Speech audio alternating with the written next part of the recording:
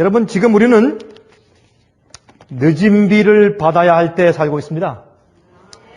여러분, 저는 오늘 이 늦은 비 성령에 대해서 여러분들이나 또한 테이프를 통해서, 비디오를 통해서 제 이 강의를 듣고 있는, 또 설교를 듣고 있는 어느 누구라도 성경적으로 아주 쉽게 간단하게 이해할 수 있도록 좀 늦은 비 성령을 좀 설명해 보도록 하십니다. 그분들이 어느 교파에 속해 있든지 아니면 그분들이 집에서 혼자 성경을 읽고 있는 사람들이든지 간에 이 늦은 비 성령이 무엇인가 하는 것을 우리 좀 쉽게 서로 상고해 보도록 하는 시간을 갖겠습니다. 여러분, 시편 67장 1절 2절 보면 다음과 같은 말씀이 있어요. 하나님은 우리를 긍휼히 여기사, 정말 주님께서 우리를 불쌍히 여기사 복을 주시고 그 얼굴 빛으로 우리에게 비치사 주의 도를 땅 위에 주의 구원을 만방에 알리소서. 여러분, 이것이 제 마음의 기도입니다. 여러분은 어떠신지 모르지만 전 참 이 시편 67장 1절 2절이 제 마음속에 사무치는 기도입니다. 하나님이시여, 우리를 불쌍히 여기셔서 복을 주시고 주님의 얼굴 빛으로 우리에게 비춰주셔서, 그게 무엇입니까? 계시입니다. 하나님을 우리에게 보여주시는 겁니다. 우리의 계시의 빛을, 진리의 빛을 주사 주의 도를, 주님의 뜻과 진리를 땅 위에 주의 구원을 만방에 좀 알려주십시오. 사람들이 너무나 몰라서 진리의 지식이 없어서 죽고 있습니다. 주의 백성들이 지식이 없어 망한다 그랬습니다, 여러분. 그렇죠? 교회 안에서, 교회 밖에서 진리를 안다는 사람들 속에서, 진리가 뒤섞인 바벨론 속에서 사람들이 진리가 없어서 망해 죽는 것입니다. 성경은 하나님께서 인류의 구속의 계획을 이루시는 과정의 시작과 마지막에 대한 특별의 성령의 역사가 있을 것을 말씀합니다. 그렇죠? 여러분, 이 성경에 하나님께서 인류의 구속의 계획을 하시면서 제일 처음에 시작과 또한 끝마치신 마지막 과정에 주님께서 특별한 성령의 역사가 있을 것을 말씀하셨습니다.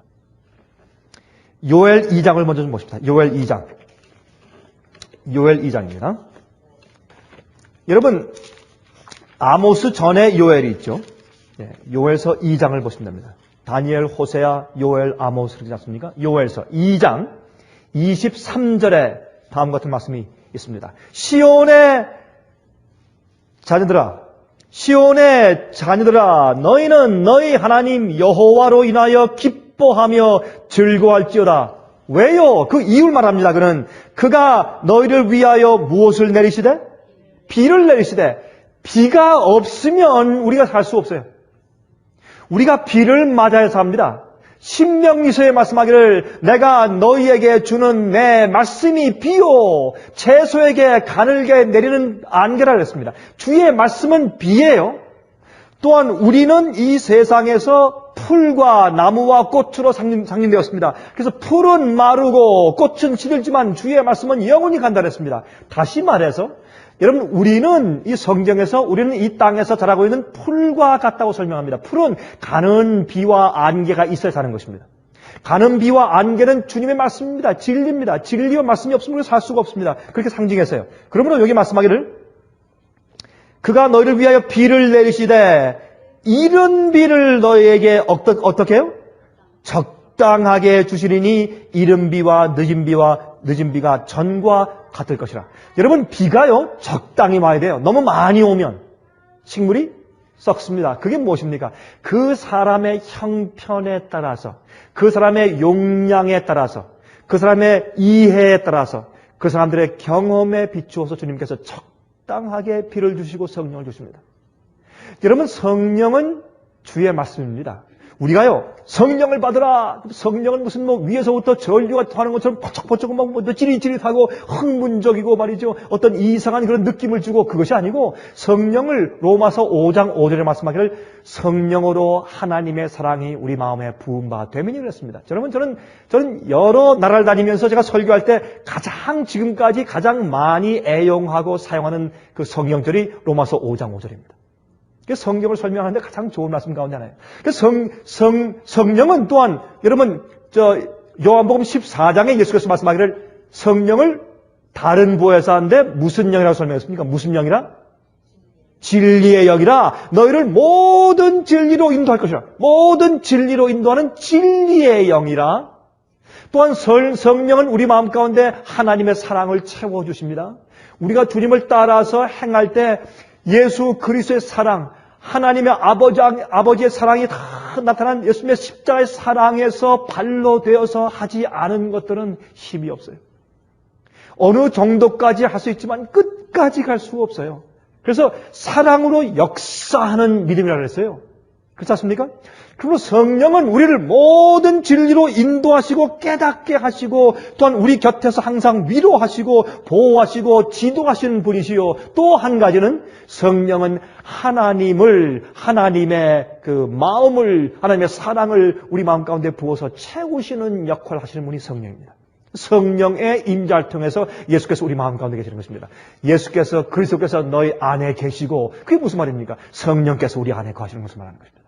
그 역사를 우리가 이해할 수 없습니다. 예수께서 말씀하기를 너희가 바람을 볼 때 바람을 볼 수 없지 않느냐. 그러나 바람이 지나간 다음에 나무가지가 움직이는 것을 보고 안다. 마찬가지로 성령은 우리 마음속에 역사한 다음에 결과를 통해서 우리가 압니다. 우리 스스로도 성령께서 우리 마음 가운데 역사하는 것을 우리가 모를 수가 있습니다. 성령은 조용하게 바람이 왔다가 지나가는 것처럼 우리 역사하는 것입니다. 세상에 역사하시는 것입니다. 그러므로 주님께서 적당히 주시는데 여러분 아직 싹이 나지 않았는데 비가 아무리 와봐야 자라지 않습니다. 싹이 난 다음에 너무 많이 오면 싹이 썩습니다. 그래서 적당하게 주어서 자라게 그 단계마다 비를 주시는 분이십니다. 그러므로 주님께서 우리에게 이른 비와 늦은 비를 주신다고 성경은 말씀하고 있습니다. 여러분 천연계의 법칙은 하나님께서 당신의 계획을 이루시는 구원의 원칙을 설명해 주고 있죠. 하나님께서는 참 우리의 구속의 경험과 예수님의 계획과 우리 영적인 경험을 전부 천연계의 이제 법칙으로 설명하셨어요. 씨 뿌리는 비유. 그렇죠? 또한 싹이요, 이삭의 충실한 곡식이요, 그 다음에 나중에 충실한 열매요. 이렇게 해서 우리가 성장하는 모든 과정을 씨 뿌리고, 그 다음에 이 초목이 자라는 것으로 설명하셨습니다. 처음에 씨를 뿌려야 합니다. 씨를 뿌리지 않고서는 아무것도 생기기를 기대할 수 없습니다. 하나님의 씨가 우리 마음 가운데 뿌려져야 합니다. 주의 말씀이 뿌려져야 합니다. 복음이 이해되어야 합니다. 근데 씨가 뿌려진 다음에 땅 속에서 썩어서 가만히 있으면 아무 소용이 없습니다. 그게 어떻게 해요? 그게 하늘에 있는 번개불, 우레, 우르르 하고 번개불이 펑쩍펑쩍할 때 하늘에 있는 전기가 들어와서 땅에 있는 씨앗을 깨워야 합니다. 성령을 상징합니다. 진리가 우리 마음 가운데 뿌려진 다음에 그것이 가만히 묻혀있으면 아무 소용이 없어요. 성령으로 깨닫게 돼요. 똑같은 말씀이 주어졌는데 어떤 사람은 눈물을 흘리며 주 앞에 마음을 바치고 고백하고 회개합니다. 어떤 사람은 덤덤해요. 왜 그렇습니까? 성령의 역사가 있습니다. 성령의 역사가 우리 마음 가운데서 그 씨를 발화시키고 깨워야 합니다. 제일 먼저 씨가 심어져야 합니다. 말씀이 진리가 심어져야 돼요. 여러분 아무리 멋있게 보여도 그 속에 생명이 없는 씨앗은 안 됩니다. 여러분 요즘에 말이죠. 요즘에 참 두려운 것이 이 유전자 식품이 두렵죠. 여러분 유전자 식품이 무섭지만 또 중요한 것은 유전자 처리를 한 씨앗들. 돈 벌기 위해서 또 모든 사람들을 다 컨트롤하기 위해서 여러분 아세요? 그래서 단일 세계 정부의 계략 가운데 하나인데 앞으로 모든 나라와 세상 사람들을 컨트롤하기 위해서 유전자 처리한 씨만 있어요. 여러분 유전자 처리한 씨앗을 뿌리면 그 씨앗을 뿌린 다음에 그 다음에 열매가 맺은 다음에 열매 맺은 그 열매에서 나온 씨를 뿌리면 납니까 안 납니까? 안 나요. 씨를 또 사야 돼요. 참 이상하죠? 이게 왜 이런 일이 생길까요? 이것은 물론 유전자 처리를 해서 하나님께서 원래 창조하신 그 시스템이 그 안에서 바뀌었기 때문에도 그렇지만 이것은 사람들과 나를 컨트롤하기 위한 계획 가운데 하나입니다. 씨를 앞으로 사고 팔고 못해요. 무엇까지? 씨까지. 우리가 먹고 사는 기본까지도 컨트롤하는 일들이 생겨요. 씨도 반드시 매년마다 사야 돼요. 뿌리기 위해서. 나중에 세계 정부에서 각 나라에게 지정해 준 것들만 거기에 그 씨를 배급해 주는 것들만 그 나라에서 작물을 할 수밖에 없을 때가 올지도 몰라요. 곧 너희 나라에선 토양에 비춰서 너희 나라는 옥수수만 키워라. 너희는 밀만 키워라. 너희는 쌀만 키워라. 너희는 토양 나쁘니까 너희는 공장만 해라. 모든 나라가 세상의 한 정부의 컨트롤 받는 데가 고도한 것입니다. 그 모든 준비가 되어 있어요. 여러분, 그러므로 씨는 하나님께서 우리 마음 가운데 진리를 심어요. 엉터리 씨를 유전자 처리한 것처럼 인간의 사고방식과 철학과 이론으로 살짝 바꿔놓은 이교와 참 성경 진리를 짬뽕시켜놓은 섞은 진리를 뿌리면 안 돼요. 참씨, 하나님의 씨를 우리 마음 가운데 뿌려야 돼요. 그걸 뿌리면 그것이 자랍니다. 자랄 때 그냥 자라지 않아요. 등불에 기름이 있어서 불이 타야 합니다. 열천의 비유. 성령이 우리 마음 가운데 감동하심으로 그 말씀이 내 속에서 깨닫게 되고 감동이 되고 똑같은 말씀인데 소설책에 있는 글이나 성경 속에 있는 글이나 뭐가 달라요? 예? 다른 게 아무것도 없어요. 똑같은 소설책을 찍는 그 인쇄소에서 성경도 찍을 수가 있어요. 그러나 똑같은 종이질과 똑같은 겉장과 똑같은 인쇄물로 똑같은 컴퓨터에서 똑같은 이제 그 글씨 채에서 나오지만 그러나 이 말씀은 살아있고 운동력이 있어서 심령과 영혼과 골수 찔러 쪼개요. 거듭나게 해요. 그게 성령의 역사예요. 씨가 뿌려져야 돼요. 그 다음에 무엇입니까? 씨를 뿌리지 않고선 다른 것이 생기는 것을 기대할 수 없어요. 씨를 뿌릴 때에 발화하기 위해서 내리는 것이 비예요. 그것을 우리가 농사 짓는 데서 이른 비라고 말합니다. 이른 비는 뭐세요? 이른 비는 발화한 다음부터 맨 마지막에 열매 맺을 때까지 계속적으로 내리는 모든 비를 통틀어서 이른 비라고 부르는 것입니다. 그래서 이른 비라고 하는 것은 제일 처음에 발화할 때 아주 강력하게 내려주는 이른 비가 필요하지만은 그 이후에 계속적으로 조금씩 적당하게 계속 내려서 성장할 수 있도록 해주는 모든 비를 이른 비라고 하는 것입니다.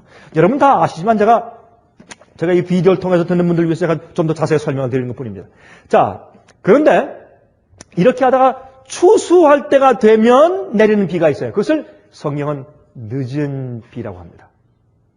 추수하기 전에 내리는 비는 열매가 맛을 내기 위해서 맨 마지막에 딱 익어서 따서 추수해서 이제 봉지에 싸가지고 상품으로 가서 내다 팔 수 있기 바로 전에, 다시 말해서 이 열매가 완전히 상품화 될 수 있기 전에 맛을 내는, 맨 마지막에 빛을 내는 연근 맨 마지막에 내리는 비가 있어요. 그것은 여러분 보세요.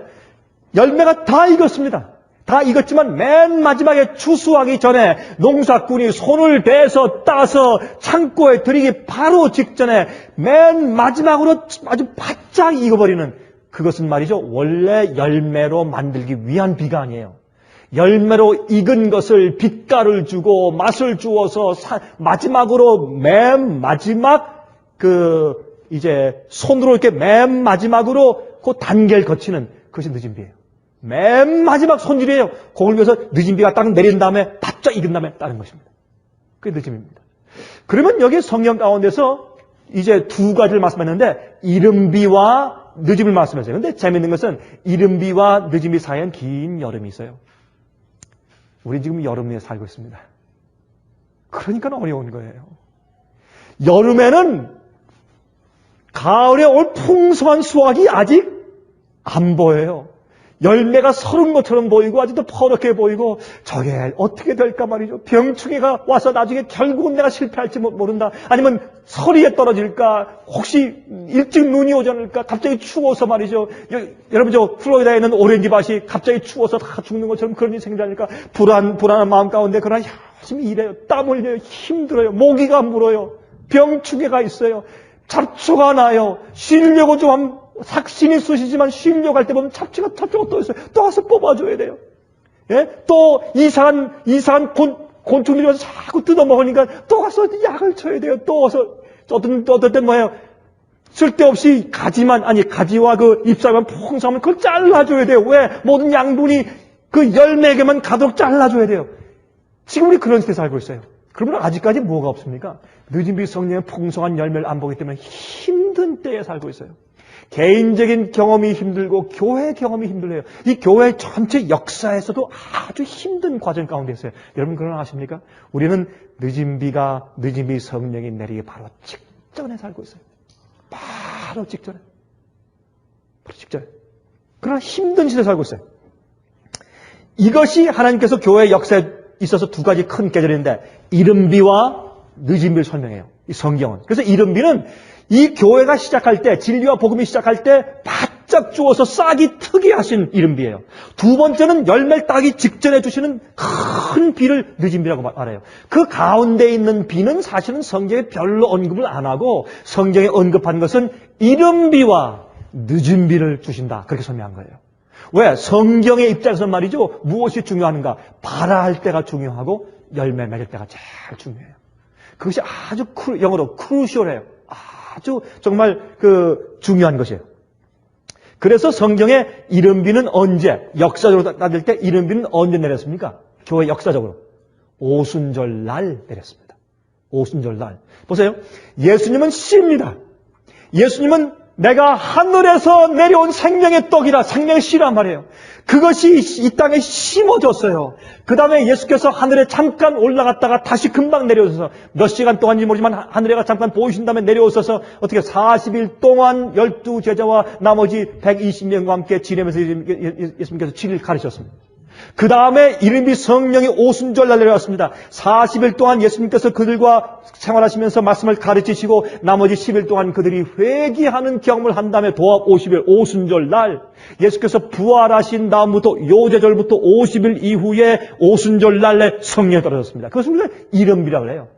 예수님은 씨앗이에요. 씨앗이 땅에 뿌려진 다음에 어떻게 해요? 싹이 텄어요. 그 싹이 트는 그 일을 하기 위해서 성령이 내린 거예요.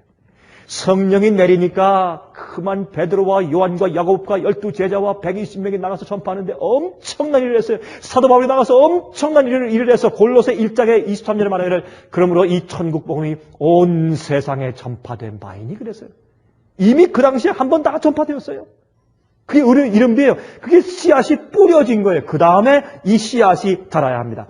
우리 개인적인 경험에도 씨앗이 뿌려진 다음에 거듭나서 자라는 경험이 있는 것처럼 이 세상 교회 역사에도 제일 처음에 오순절날 성령 때 진리와 복음의 씨앗이 싹 터서 그것이 온 세상에 뿌려진 다음에 온 세계에서 자라요. 자라는데 지금은 무엇입니까? 여름이에요. 그동안 여름 동안에 말이죠. 마귀가 무엇을 줍니까? 잡초를 주고 가시를 주고 엉겅퀴를 줘요. 그것도 식물, 여러분 그것도 식물은 식물이에요. 가시도 식물이에요? 식물이에요. 엉겅퀴도 식물이에요. 잡초도 식물이에요. 그러나 주님께서 뿌리신 것이 아니에요. 마귀가 뿌린 거예요. 가라지도 식물이에요. 그러나 원수가 밤에 뿌리고 간 거예요. 그래서 같이잖아요. 이것을 교회 안에서도 같이 막 자라는 겁니다. 우죽순격으로 이런 잡초와 가시가 막 자라는 것입니다. 그래서 여기 이렇게 쭉 자라는 과정에서 주님께서 누구를 모시냐면 알곡을 모시는데 무엇으로? 진리로.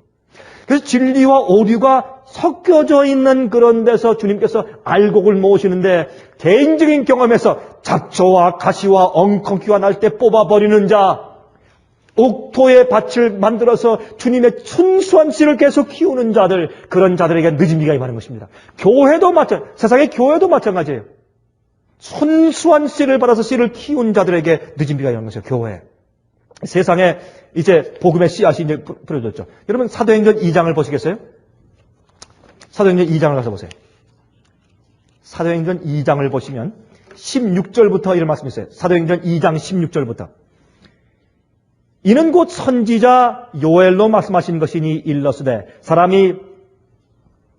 하나님이 가라사대 말세 내가 내 영으로 모든 육체에게 부어주리니 여기에 말세 내가 영으로 모든 육체에 부어주리니 이것은 요엘서 2장에 있는 말씀을 지금 누가요? 사도 베드로가 적용시키는 겁니다. 언제? 오순절날 이른비 성령이 내리는 것으로 적용했어요. 요엘이 이른비와 늦은비를 적당히 줄 것이라 하는 그 말씀과 함께 예언한 이 말씀을 그래서 앞으로 마지막 시대 어린아이들과 젊은이들과 어른들과 노인들이 계시를 보고 꿈을 보고 성령이 그들과 함께 같이 임하고 하늘과 땅의 기사가 벌어지고 이런 예언을 다시 말해서 이른비와 늦은비 성령이 크게 교회에 역사해서 복음과 진리가 싹 트는 때와 열매 맺는 그때 생기는 그 일에 대해서 요엘이 구약에서 이미 예언해 두었는데 사도 베드로는 그 예언을 갖다가 자기들이 오순절날 성령 받은 이른비 때에 이 기독교 초대교회 때 이 예언을 적용시키고 있습니다. 보십시다. 너희의 자녀들은 예언할 것이요 너희의 젊은이들은 환상을 보고 너희의 늙은이들은 꿈을 꾸리라. 그때 내가 내 영으로 내 남종과 여종들에게 부어주리니 저희가 예언할 것이요 또 내가 하늘 위로 하늘에서는 기사와 아래로는 땅에서는 징조를 베풀리니 곧 피와 불과 연기로다. 주의 크고 영어로운 땅이 이르기 전에 해가 변하여 어두워지고 달이 변하여 피가 되리라. 누구든지 주의 이름을 부르는 자는 구원을 얻으리라 하였느니라. 이것이 구약시대 요엘이 예언한 거예요. 근데 그 예언 가운데서 부분적으로만 오순절날 옛날 AD 31년 당시에 이루어졌습니다. 왜요?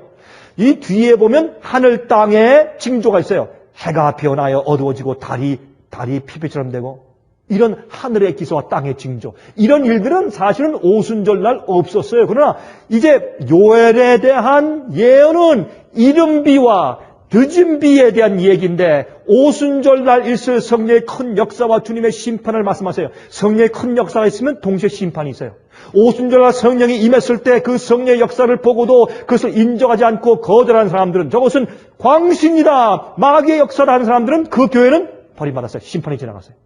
예수님의 생애 가운데 성령이 충만해서 주께서 말씀하실 때 그것을 바알세범이라 마귀의 역사라고 말한 교회는 은혜시간이 끝났어요. 그렇죠? 성령이 크게 임하면 동시에 심판이 같이 임하는 것이에요. 주님의 빛이 임할 때 빛을 거절하면 어두워져요. 자, 그런데 나중에 마지막에 늦은 비 때 요엘서 2장에 있는 이 예언이 다시 한번 적용이 되고 그것이 우리에게 적용이 돼요. 우리가 그 경험을 해요. 우리가 예언을 하게 되고 꿈을 꾸게 되고 기사가 생기고 누구든지 주의 이름을 부르는 자는 구원 얻는 놀라운 역사가 생기게 돼요. 자, 이 이른비 성령이 있은 다음에 큰 복음의 씨앗이 온 세상에 뿌려진 다음에 마귀가 잡초와 가시와 엉겅퀴를 내기 시작했어요.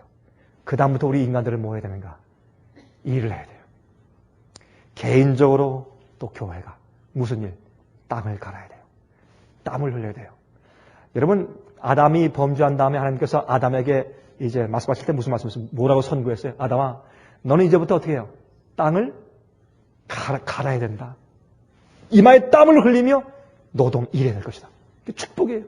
우리가 일해야 돼요. 교회는 무슨 일을 해야 돼요? 교회 안에 들어온 마귀의 잘못된 가르침을 뽑아내기 위해서 일해야 돼요.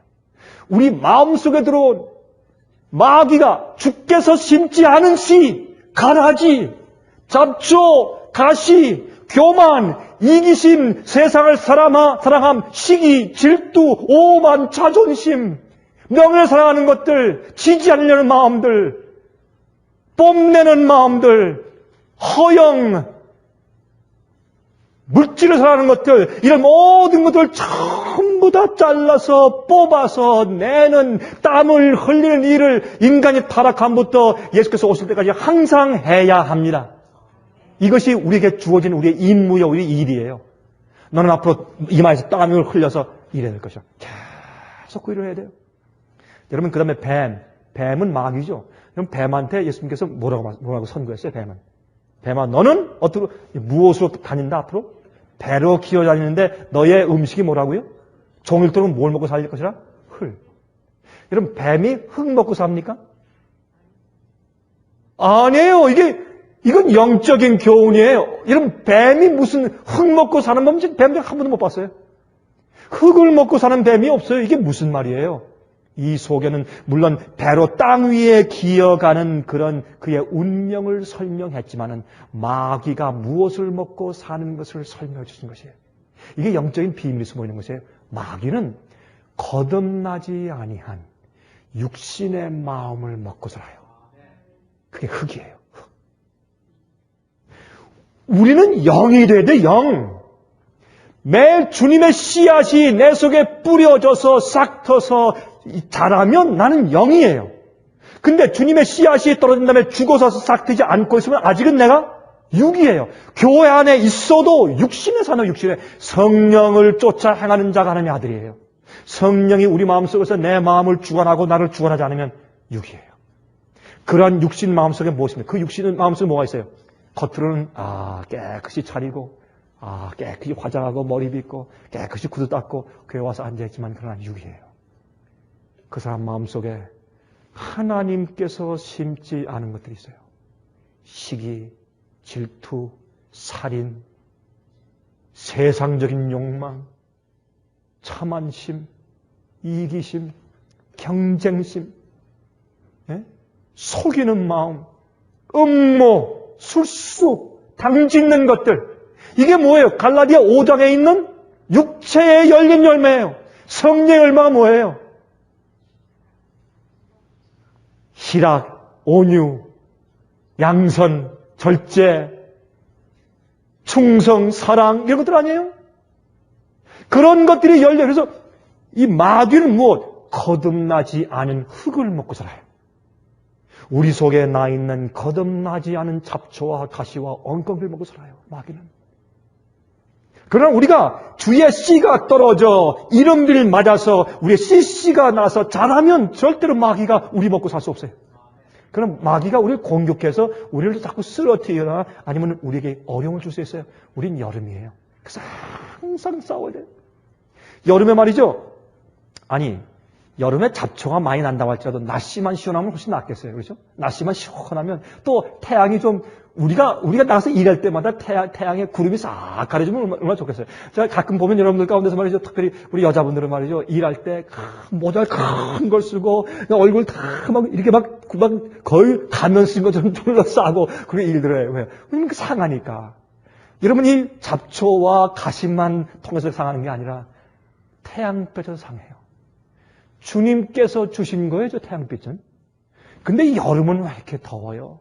뜨겁고, 그다음에 막 이 휴미니티, 이 습도가 올라가고. 왜 그렇습니까? 여러분이시여, 우린 여름 가운데 있어요. 여름이에요, 여름. 여러분, 실제로 농사 짓는 것을 보고 경험하면서 우리가 무엇을 경험해야 돼요? 우리의 개인적인 영적인 경험들이 이해해야 돼요. 우리는 여름 가운데 있어요. 어떤 때는요, 나가서 잡초 뻗는 게 지긋지긋해요. 저 뜨거운데 100도예요, 지금. 습도가 90도에 지겨워요. 나가서 좀 어떻게 일하기 싫어요. 그냥 누워 자고 싶어요. 그럴 때 여러분들이, 그럴 때의 마음속에 뿌린 마귀의 씨를 뽑으세요, 그럴 때. 그때 게을러서 조금 더 졸자, 자자 할 때 일어나세요. 피곤할 때 일어나서 말씀을 읽으세요. 기도하세요. 마음 가운데 시로도 잘라내세요. 여러분 어떤 날 아파요. 손을 잘라요. 내 눈이 범죄면 눈을 뽑아내요. 이것이 실제적으로 우리 잡초와 가시를 뽑아내는 우리 개인적인 경험들 실제로 해야 돼요. 어렵게. 누가 여러분에게 주님을 따르는 길은 장미꽃밭처럼 아름답다고 했습니까? 그런 말씀이 성경에 없어요. 수고해야 돼요. 땀 흘리고. 그래서 갈라디아 6장 7절 8절에 말씀했어요. 스스로 속이지 말라. 하나님은 만홀히 여김을 받지 아니하시나니 사람이 무엇으로 심든지 그대로 거두리라. 자기의 육체를 위하여 심는 자는 육체로부터 썩어진 것을 거두고 성령을 위하여 심는 자는 성령으로부터 영생을 거둘 것이라 그랬어요. 여러분 주님께서 거룩한 씨를 우리 마음 가운데 심으셨어요. 끝까지 열매를 지킵시다. 이 씨를 우리가 뽑고 잘라버리고 그 일을 쉴 새 없이 해야 돼요. 땀을 흘리면서 이거 게을리하면 그만 잡초와 가시가 그냥 막 오버웨임 막 둘러싸가지고 열매 맺을 수가 없어요. 그래서 그런 거예요. 회개해야 돼요. 회개해야 돼요. 우리가 여러분 제가 어저께 밤에 우리 한 가정과 좀 대화해서 한 가정이 이제 저희 집에서 같이 잤으니까 좀 대화를 하면서 그런 얘기를 했어요. 제가 지난 한 15년 동안의 제 경험을 간단하게 좀 얘기 좀 했어요. 처음에 제가 이곳으로 이사 와서 제일 아침에 씨를 심었어요. 아무런 눈에 보이는 것이 없었어요. 어떤 데는 마음이 아주 앞이 막막하고 마음이 답답했어요. 그러나 믿음으로 씨를 심었어요. 씨를 심은 다음에 싹이 났어요. 싹이 난 것을 보기 시작했어요. 그다음에 그 싹이 자라는데 온갖 풍우를 다 만났어요. 온갖 잡초가 다 나고 온갖 가시와 엉겅퀴가 많이 있었어요. 여러분 우리의 연약한 점이 드러나고 투쟁들이 있고 어려움들이 있었어요. 그러나 그 씨는 하나님의 진리의 씨였기 때문에 열매를 맺는 것입니다. 여러분 열매를 보세요. 전 열매를 봐요. 그 이후로 하나님께서 제가 감히 생각지도 못한 엄청난 갖가지 열매를 맺는 것을 저는 보아왔어요. 여러분, 저는 확신이 있어요. 주님의 진리대로 심으면 반드시 그 씨는 발하게 되어 있어요. 그 씨는 반드시 열매를 맺게 되어 있어요. 하나님의 그 씨 속에 그 씨를 뿌리면 반드시 뭐가 나요? 사과가 나요. 감을 심으면 감이 나고 옥수수 심으면 옥수수가 나와요. 그 씨 속에 주님의 생명력이 있고 씨 속에 주님의 계획이 있고 씨 속에 주님의 프로그램이 있어요. 씨 속에 주님의 능력이 있어요. 씨 속에. 그것을 마귀는 절대로 없앨 수가 없어요. 그걸 자라지 못하게 잡초를 내고 가시를 내서 그것이 자라지 못하게 억어할 수 있고 제지할 수는 있을지 몰라도 그 씨 자체를 없앨 수는 없어요. 씨 속에는 생명이 있기 때문에 여러분과 제 속에 심은 진리의 씨는 마귀가 방해할 수 있으나 그 씨를 뽑아버릴 수는 없는 것을 여러분 기억하시기 바랍니다. 반드시 자라게 되어 있어요. 반드시. 이 씨는 반드시 자라게 되어 있어요. 우리가 믿음으로 그것을 계속 가꾸면. 그런데 우리는 매일 수고해야 돼요. 매일 땀을 흘려야 돼요. 오랫동안 복음의 씨앗이 이 온 세상에 자랐죠. 가시와 엉겅퀴가 자라고 벼라버리 것이 다 자랐습니다. 그러나 추수 때에 가서 진짜 열매를 맺는 것이 누군가 본다고 말입니다. 근데 그 추수 때 전에 무엇이 있어요? 늦은 비가 있어요. 여러분, 씨를 뿌릴 때, 씨가 날 때, 그때 이른 비가 와요. 그때 이른 비가 내릴 때는 무엇이 필요한가? 씨 뿌리는 자들이 필요해요. 이른 비 때는 씨 뿌리는 자가 필요해요. 늦은 비 때는 무엇이 필요합니까? 추수하는 자가 필요해요. 거두는 자가 필요해요. 첫 번째 이른 비가 내릴 때에 씨 뿌리는 자를 성경은 첫 열매라 그랬습니다. 예수님의 12제자 120명 50절 성령 받은 사람들은 첫 열매예요. 그렇죠? 그 사람들은 씨 뿌리는 자, 그 사람들이 전부는 첫 열매예요. 씨 뿌리는 자예요. 그들이 그 당시에 이른 비가 내려서 제일 처음에 제일 먼저 싹던 첫 열매였어요. 그 다음에 싹이 온 세상에 막 일어났어요. 그 씨 뿌리는 자들 때문에. 맨 마지막 시대 열매가 다 익었어요. 참 극상품 열매, 제일 먼저 제일 잘 익은 열매를 첫 열매라고 해요. 그 첫 열매는 추수하는 사람들이에요. 그 추수하는 사람들이 자기처럼 열매 맺은 자들을 가서 따와요. 그 사람들이 바벨론에 있는 자들, 세상에서 있으면서 참 열매 맺은 자들을 불러내어서 주님의 창고에 인치고 드리는 자들이에요. 그들이 추수꾼들이에요. 그래서 첫 열매가 이른 비 때도 복음이 처음에 시작할 때도 있었고 복음이 끝나고 맨 마지막에 주님께서 열매를 구하시는 그때도 추수꾼이 있어요. 그것이 첫 열매예요. 첫 열매가 준비가 안 되면 첫 열매가 준비되어서 성소에 가서 주님을 향해서 바쳐지는 일이 없으면 추수가 시작할 수가 없어요. 그래서 지금은 첫 열매가 준비될 때예요. 여러분이 알곡과 가라지 이 비율 말씀하시고 씨 뿌리는 비율 말씀하신 다음에 예수님께서 마태복음 13장 36절부터 42절을 말씀하기를 이렇게 말씀하셨어요. 추수 때는 세상 끝이요 추수꾼은 천사들이니 그런즉 가라지를 거두어 불에 사르는 것 같이 세상 끝에도 그러하리라. 저는 보세요. 천사가 내려서 직접 일합니까? 그렇게 하기도 해요. 그러나 누굴 통해서? 주님의 종들을 통해서. 새 천사의 기별? 천사가 날아다니면서 기별 전합니까? 주님의 백성들, 일꾼들이 일하지. 그렇죠? 그러므로 여러분 이것은 추수는 세상 끝인데 나중에 가라지를 먼저 거두어서 불에 사르고 알곡을 거두어요. 똑같은 일이 마지막에 생기는 겁니다. 그 씨가 마귀가 심어서 난 열매냐 아니면 하나님의 참 씨가 내 속에서 싹이 나서 난 열매인가 하는 것을 주님께서 판가름하십니다. 맨 마지막에. 여러분 보세요. 그래서 여기 보면 제일 먼저 보면 맨 마지막에 추수하는데 가라지와 알곡이 갈라져요. 심판이 있습니다. 불법을 행하는 자들을 거두어서 푸른 불에 던져요. 그런데 그 얘기가 요한계시록 14장 14절부터 20절에 말씀되어 있어요. 한번 읽어볼게요. 들어보세요. 이 말씀 말이죠. 계시록 12장, 13장, 14장에 계속적으로 연결시켜서 보면 분명히 이것은 마지막 시대 우리가 살고 있는 이 시대예요. 짐승의 표가 내리는 그때예요. 그때에 있는 일이에요. 이렇게 말씀되어 있어요. 또 내가 보니 흰 구름이 있고, 이것은 새 천사가 날아다니면서 마지막으로 전할 기별을 전해준 다음에 14만 4천 천열매 얘기를 하고, 그 다음에 새 천사의 기별을 말하는데, 새 천사의 기별은 이 세상에 진짜로 마지막 느낌이 성령을 부어서 참열매를 마지막에 아주 바짝 있게 하는 비의 기별이 뭐냐면 새 천사가 날아가면서 말하는 기별이에요. 그것이 요한계시록 14장 12절부터 16절, 아니 6절부터 12절까지 되어 있어요.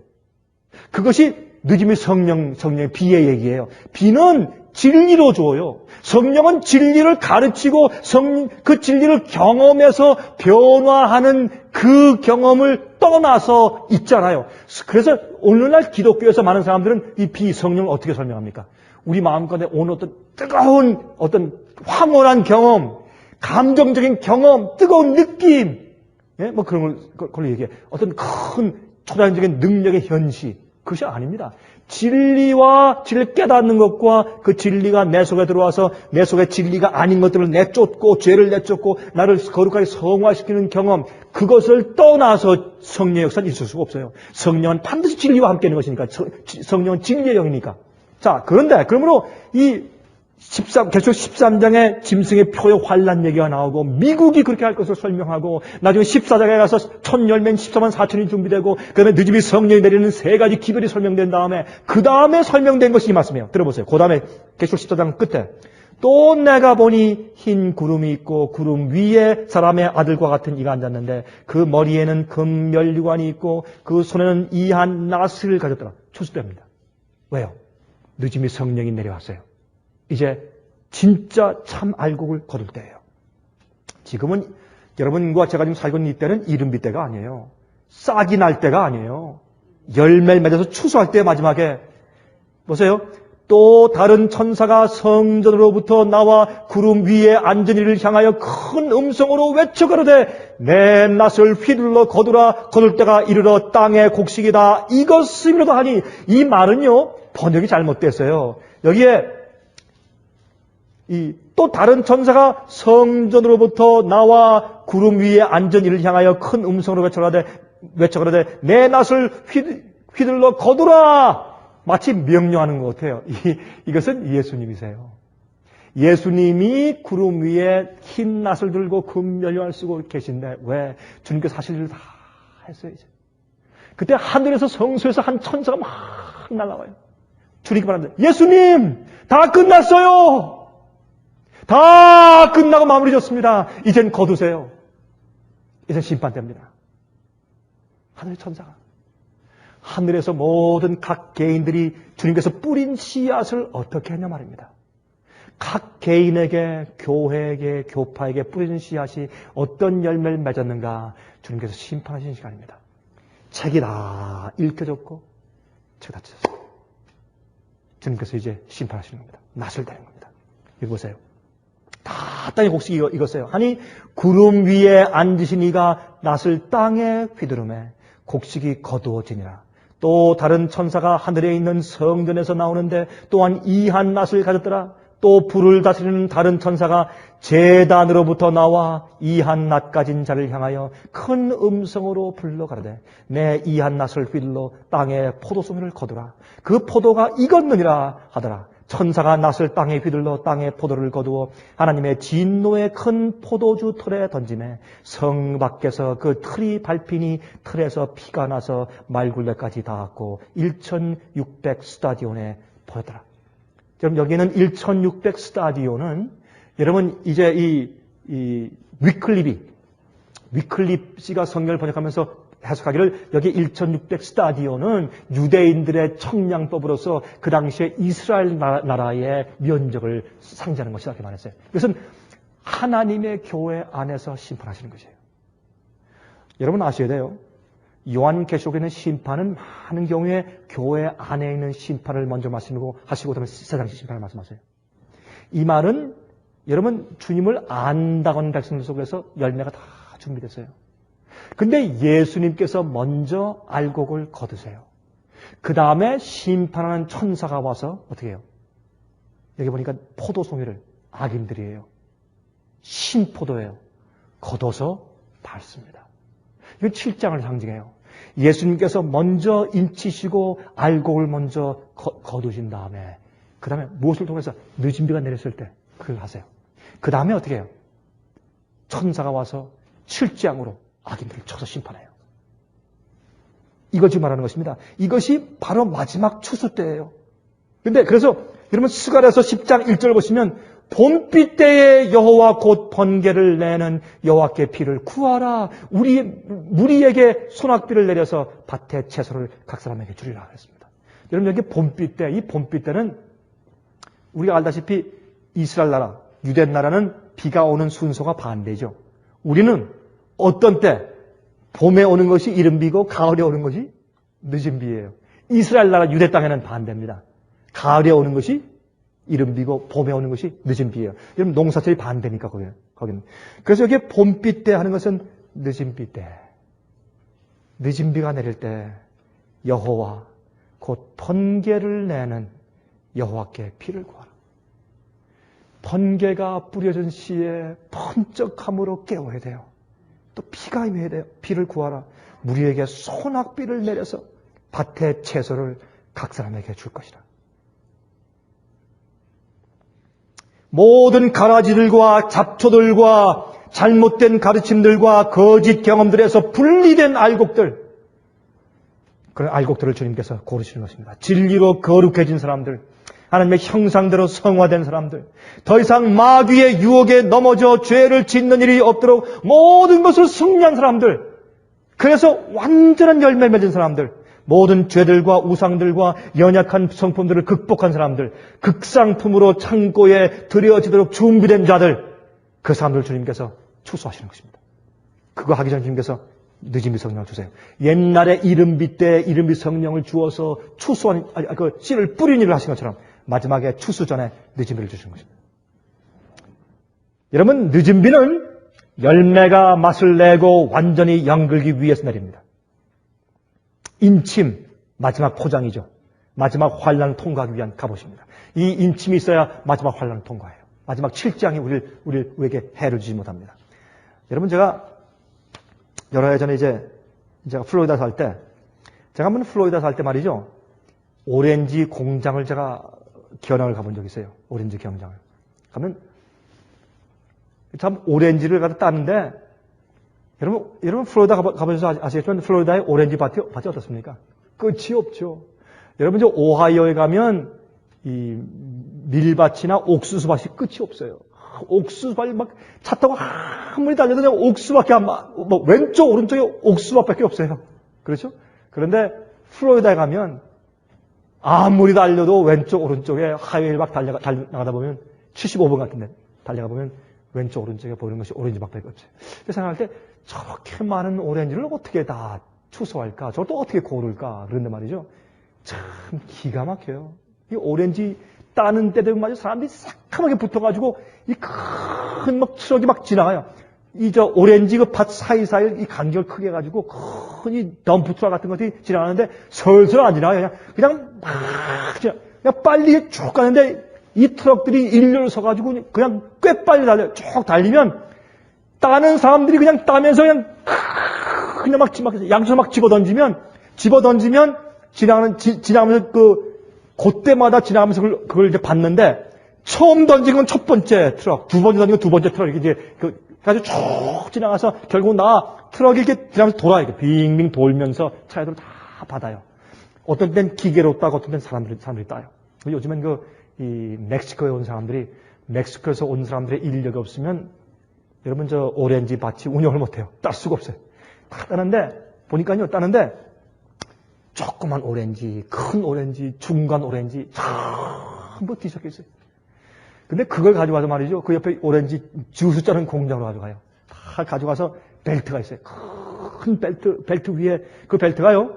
벨트에 구멍들이요. 이 큰 구멍, 상품화해서 내보낼 만한 큰 구멍들, 큰 구멍들만 이렇게 다 뚫려 있어요. 그 구멍보다 작은 건물이 다 떨어지는 거예요. 근데 이게 그냥 벨트에 지나가는데 그 덤프 트럭에 와서 말이죠. 큰 그 트럭에 심은 그 오렌지 갖다가 이제 쫙 올려가지고 전부 덤펴버려요. 그러면 그 수많은 오렌지 가격이 쫙 쏟아져가지고 그 벨트 위에 쏟아져서 가는데 이 벨트가 떨려요. 여러분 그게 쉐이킹이에요. 그게 흔들림이에요. 교회에 흔들림이 있어요.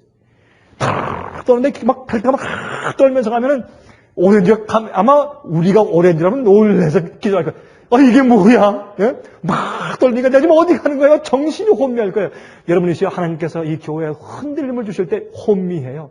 무슨 일이 생기는지 몰라요. 그러나 주님께서 그런 역사, 그런 시련, 그런 고난, 슬픔, 고통, 어떤 때 투쟁, 전쟁, 어떤 때는 분파 싸움이 교회들과 주님의 사업에 생기면서 뭐가 생겨요? 흔들림이 생겨요. 그러면서 막 떨면서 어떻게 해요? 떨면서 무엇이 정해져요? 내가 정말 상품화해서 주님께서 자랑스럽게 자 봤지?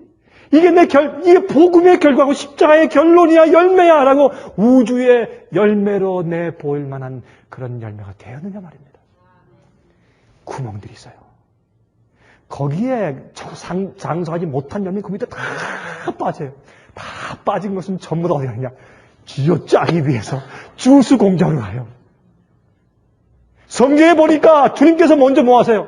극상품을 전부 열매를 먼저 주님의 낫으로 전부 다 빼서 창고에 들은 다음에 나머지 어떻게 해요? 예? 틀에 갖다가 눌러 짜요. 밟아요. 제가 가만히 가서 보니까 오렌지 공장이 바로 이 계수 14장 얘기를 우리한테 보여주고 있더라고요. 진짜의 야, 그렇구나. 우리가 성령을 매일 받아서 열매가 돼야 돼요. 매일 성령을 받아서 열매로 키워 오물 받은 자가 늦음이 성령으로 맨 마지막에 빛깔이 아름다워지고 맛을 탁 만든 다음에 엮는 다음에 딱 따는 것입니다. 안 그러면 어디 빠져요? 구멍에 다 빠져요.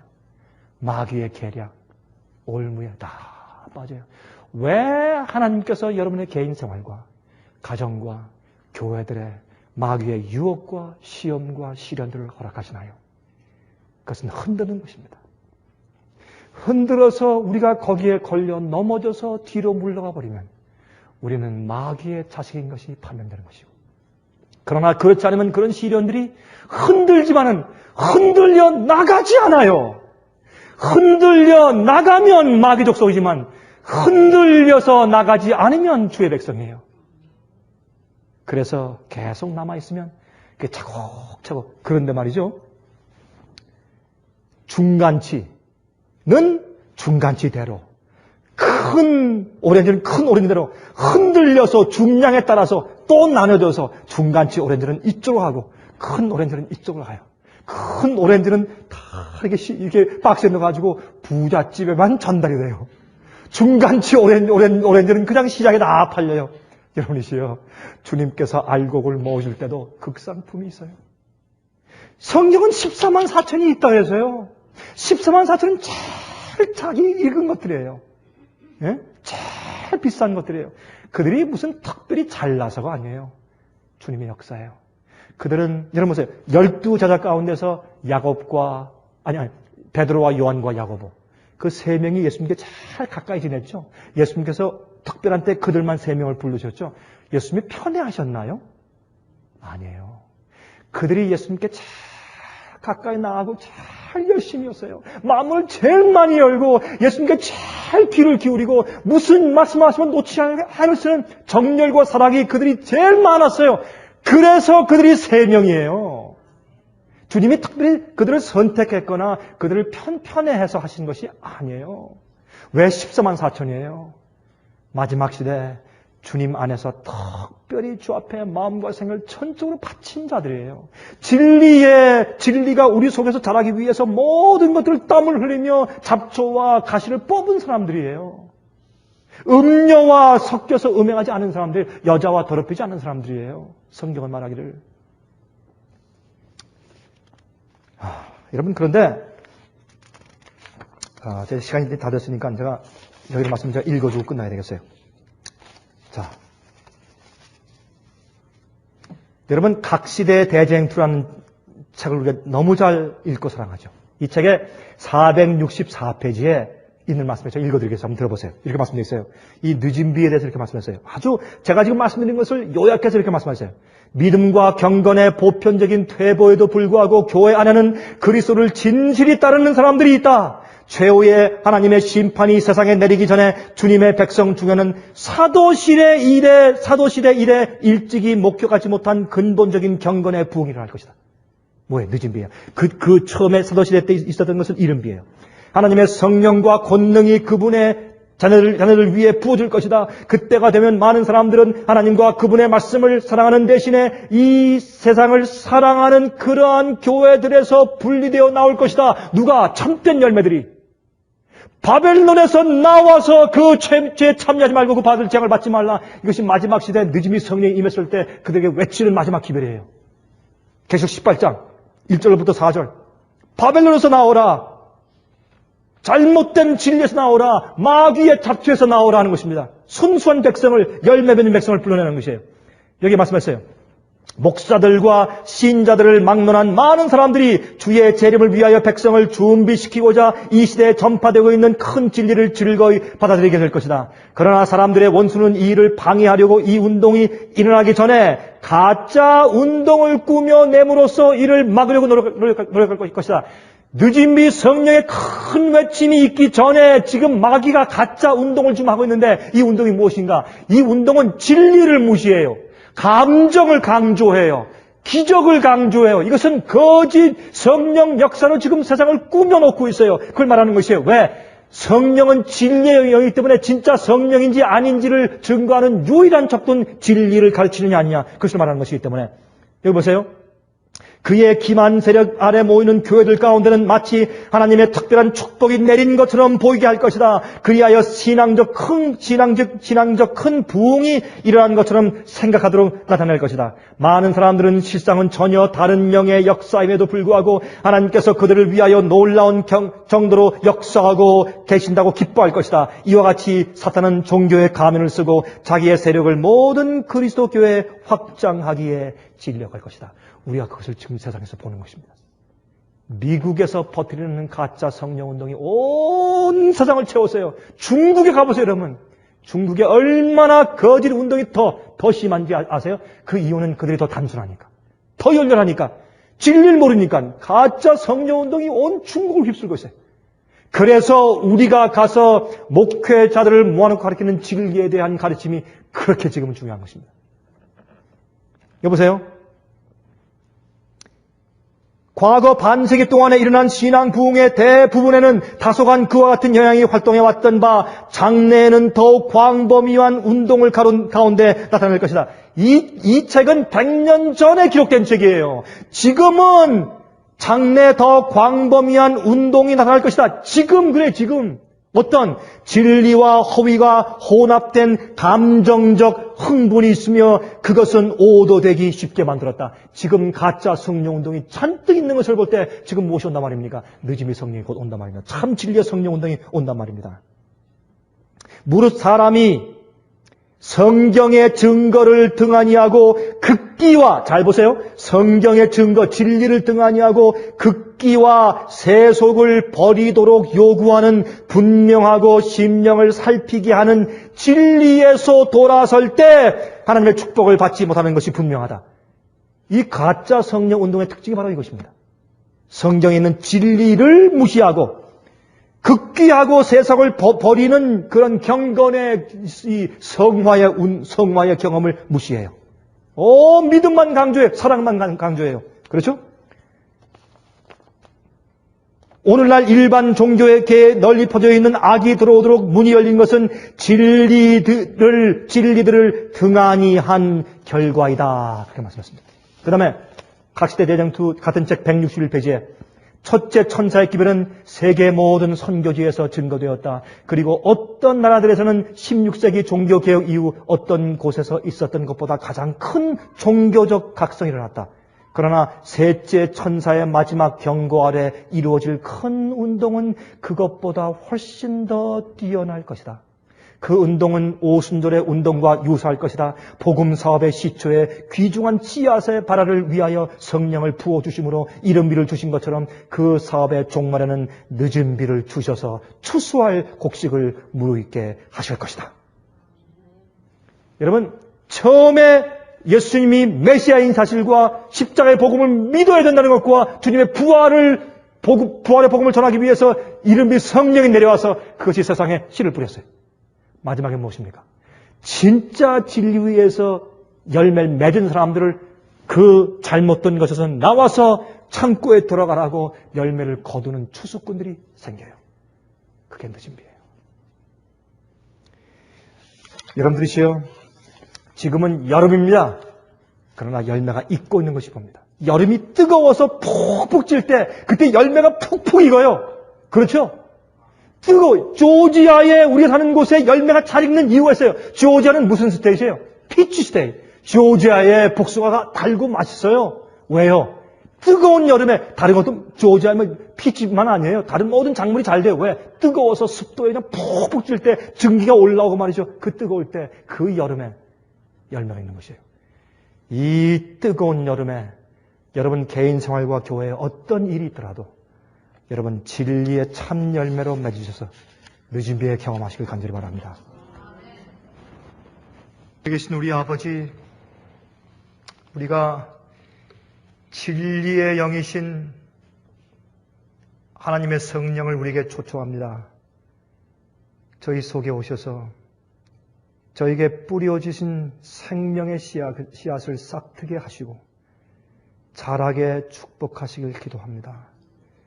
주님이시여, 우리에게 맡겨진 땀을 흘려 일하는 그 신실한 정신을 주셔서 우리의 밭에 자라고 있는 주님의 씨앗이 잡초와 마귀의 유혹들로 억압당하지 않도록 저에게 힘을 주시기를 간절히 기도합니다. 주님의 은혜와 능력을 간구합니다. 주여, 마지막 시대 조용히 이 뜨거운 여름 동안에 낙심치 아니하고 끝까지 주님 안에서 열매 맺는 자를 되게 하시고, 주여, 그 거룩한 늦음이 성령의 시기가 지날 때 저희가 모르는 사이에 지나지 않도록 해 주시옵소서. 옆에 있는 자들이 이해하지 못할 때라도 우리의 마음속에 역사하시는 주님께서 이것이 정론이 이리로 가라고 말씀하시고 지금이 그때이니 어떻게 하라는 분명한 주님의 약속과 주의 성령의 음성이 우리 마음 가운데 항상 들릴 수 있도록 축복하여 주시옵소서. 오 아버지시여, 우리가 간절히 원하오니 주여 저희를 불쌍히 여기심으로 이 진리가 우리와 주에 있는 많은 영혼들에게 만방에 전파될 수 있도록 축복하여 주시옵소서. 예수 그리스도의 거룩하신 이름을 의지해서 간절히 기도합니다. 아멘.